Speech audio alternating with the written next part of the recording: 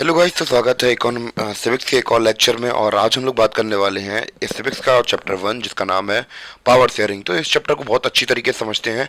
सबसे पहले अपना हम लोग बात करें, स्ट्रक्चर तैयार कर लेते हैं कि हम लोग इस चैप्टर को खत्म कैसे करने वाले हैं। सबसे पहले हम लोग देखने वाले हैं बेल्जियम एंड श्रीलंका के बारे में। जैसे कि हमें पता है कि, चलो पहले बता ही देता हूँ। तो भैया हम लोग बात करें कि जो पावर्स हैं, तो भैया हम लोग बात करें कि अगर एक घर के अंदर अगर दो लोग होते हैं, तो जैसे मान लीजिए कि आपका बड़ा भाई होगा या छोटा भाई घर में रहता ही है, ठीक है।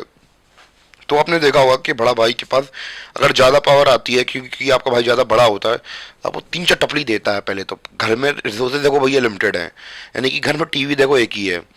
अब रिमोट को लेकर लड़ाई तो होनी होनी है, जो पक्का ही पक्का है।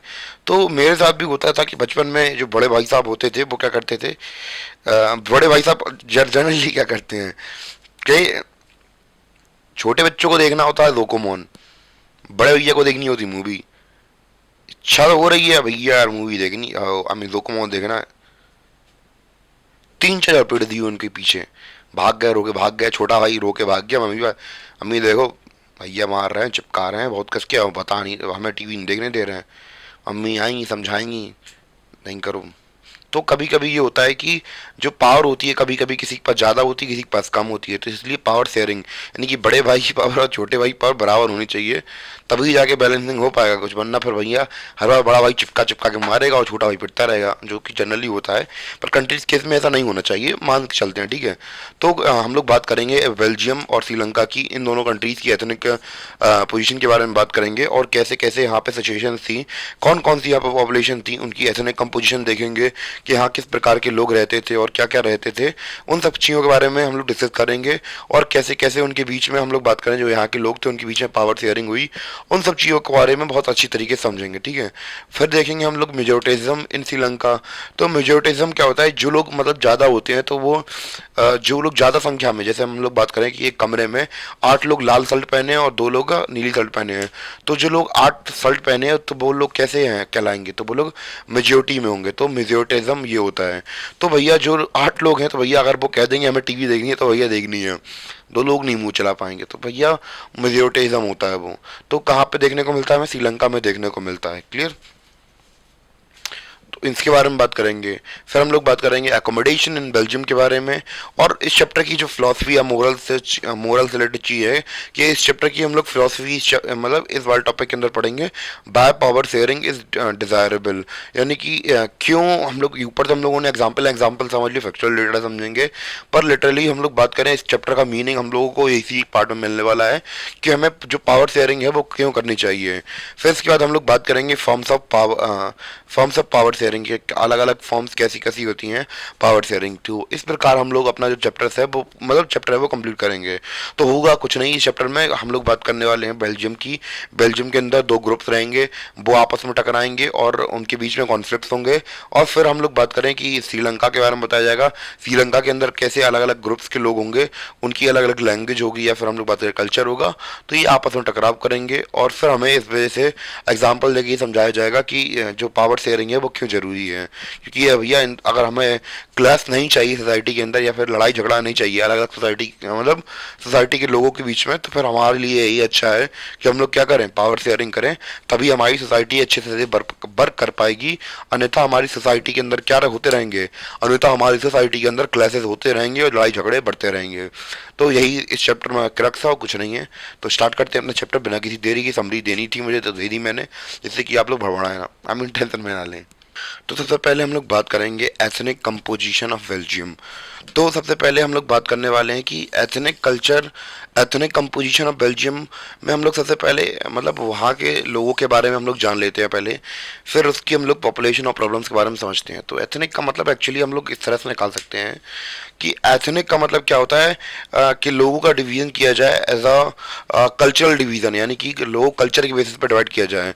कि जैसे कि हम लोग बात करें एथनिसिटी नहीं होती है, जैसे कि हम लोग बात करें एक ग्रुप बना दिया जाता है। जैसे हम लोग बात करें कि हिंदू धर्म के लोग हैं, मुस्लिम धर्म के लोग हैं, तो हम लोग बात करें, या फिर एक रीजन को लेकर हो सकती है, जैसे कि यूपी वाले हैं हम, तो जैसे इंडिया और बांग्लादेश का निकल जाए, आदमी पहुंच जाए अमेरिका, तो भैया वहाँ पे दोनों लोग मिलेंगे तो भैया वो कहेंगे हाँ हम लोग एशियन कल्चर के हैं। तो फिर एक तरीके से एथनिसिटी डेवलप होती है दोनों के बीच में। तो एथनिक कंपोजिशन क्या है कि वहाँ पे कौन कौन से शेयर्ड कल्चर, मतलब अलग अलग कल्चर के लोग रहते हैं बेल्जियम के अंदर, उसको समझ लेते हैं। तो अगर हम लोग बात करें कि जो 59% हैं लोग हैं जो बेल्जियम के अंदर, वो कहाँ रहते हैं, फ्लेमिश रीजन में रहते हैं। और बोलते कौन सी लैंग्वेज है, डच लैंग्वेज बोलते हैं। कौन सी लैंग्वेज बोलते हैं, डच लैंग्वेज बोलते हैं। और अब बाकी की जो 40% लोग हैं वो रहते हैं वेलोनिया रीजन में। कहाँ पे, वेलोनिया रीजन में, और बोलते हैं कौन सी भाषा, फ्रेंच भाषा बोलते हैं। और रिमेनिंग जो 1% हम लोग बात करें लोग हैं, वो कौन से बेलियंस लोग हैं, वो बोलते हैं जर्मन बोलते हैं, ठीक है। और हम लोग बात करें इसकी जो कैपिटल सिटी है वो कौन है, ब्रुसेल्स है। ब्रुसेल्स कैपिटल सिटी क्या है, ब्रुसेल्स। और हम लोग बात करें कि जो भी मेन काम होते हैं तो वो तो मेन सिटी के अंदर होते हैं। उधर की कंपोजिशन क्या है, यहाँ पे 80% लोग क्या बोलते हैं, फ्रेंच बोलते हैं। और 20% लोग क्या बोलते हैं, 20% लोग डच बोलते हैं, डच स्पीकिंग पीपल हैं। और हमारे लिए इंपॉर्टेंट बात ये हो जाती है कि सबसे ज़्यादा इंपॉर्टेंट चीज़ ये होती है कि आपको स्टैटिक डेटा अगर पूछा है एग्जाम्स में, बोर्ड्स के एग्जाम्स में, तो यही चीज़ आएगी कि एथनिक कंपोजिशन पूछी जाती है ज़्यादा से ज़्यादा एग्जाम के अंदर। तो आपको एथनिक कंपोजिशन तो अप्रॉक्स पता होनी चाहिए। तो एथनिक कंपोजिशन के अंदर हमने क्या देखा कि यहाँ के जो 59% लोग हैं वो क्या बोलते हैं, डच लैंग्वेज बोलते हैं।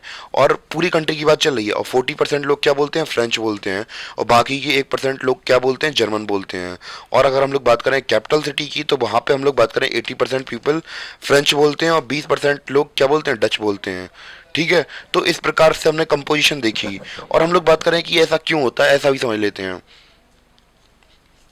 आई थिंक पहले आप लोग नोट कर लीजिए, जिससे कि मुझे एरेज करने में बहुत दुख ना हो, क्योंकि काफ़ी मेहनत से लिखना पड़ता है। ये सारी चीज़ें मैं जूम भी कर देता हूँ जिससे कि आपको दिक्कत ना हो। तो आप लोग जल्दी से इसका स्क्रीनशॉट ले लीजिए, फिर मैं आपको आगे बता दूं कि भैया ये लोग फ्रेंच और रशियन क्यों बोलते हैं, मतलब फ्रेंच और डच क्यों बोलते हैं।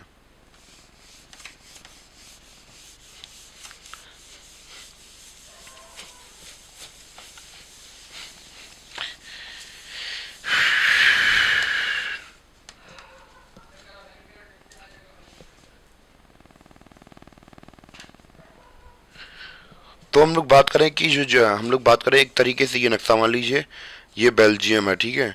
इसके नीचे है फ्रांस, ठीक है। यहाँ है जर्मनी और यहाँ है नीदरलैंड, ठीक है। तो अब हम लोग बात करें नीदरलैंड के लोग क्या बोलते हैं, डच बोलते हैं। तो अब जब डच बोलते हैं तो अब ऐसा तो है नहीं कि इतने इतने लोगों के लिए बाउंड्री मायने रखती हो। तो भैया इस पूरे इलाके में लोग डच बोलते हैं नीदरलैंड में, तो इसलिए डच का इन्फ्लुएंस इस साइड ज़्यादा देखने को मिलता है। फ्रेंच का इन्फ्लुएंस हमें इस साइड ज़्यादा देखने को मिलता है।